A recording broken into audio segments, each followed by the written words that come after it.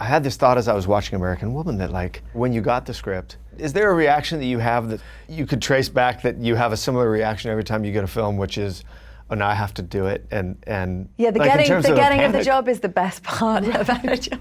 Then having to do the job. And then the panic, and then there's, especially with this subject matter, like, do I really want to put myself in the mindset of a mother who has to confront the fact that her daughter is missing? Like, what about that? Like, Right. how's that going to go? So what is the sort of point in the prep of the panic, and what is sort of your inner voice saying? It's almost in the same moment of elation of like, wow, this is going to be great. It's, oh, I don't want to do it. Like, it's, and I honestly, deep down, I kept hoping that this movie would be cancelled. I was terrified. What were you most terrified of? I just think it felt daunting.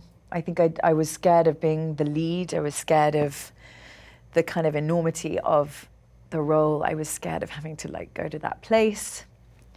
Did I really want to look at that? Like, right. And really, and there's only one way of doing this, which is to feel that feeling, which is the most unimaginable grief you can possibly imagine experiencing. Right. And meeting women and men who have lost children. And like, it's a dark psychology, but actually I met this man and I said, I just cannot imagine what that would be like. And he said, you have and you can.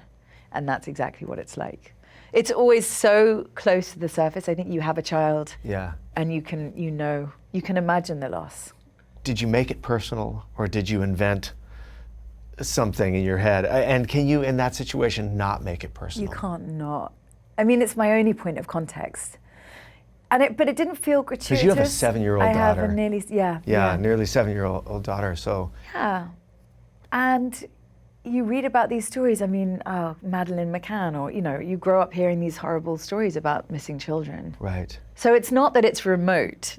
You know, my daughter also, as soon as she was born, she'd like look out of a window and I'd go all the way to the pavement. You know what I mean? Like, you just, right. There's something about parenting. Maybe it's, I don't know, maybe it's some sort of precautionary reaction so that you're protecting them in a deep way, but I couldn't help but imagine my own child.